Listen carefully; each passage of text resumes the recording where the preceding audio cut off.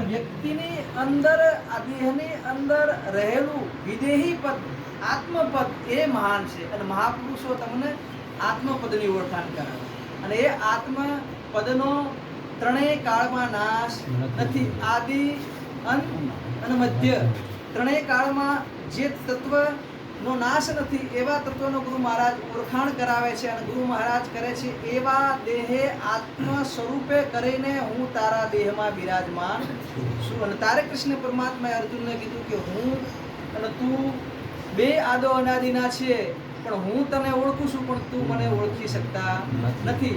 પછી કૃષ્ણ ભગવાન ભાગવત ગીતા દ્વારા કૃષ્ણ પરમાત્મા અર્જુનને આ જ્ઞાન આપે છે અને ત્યારે ભગવાન કહે છે અગ્નિ જેને બાળી ન શકે, પવન જેને સૂકવી ન શકે, પાણી જેને ભીજવી ન શકે, આવું અર્જુન તારું સ્વરૂપ છે.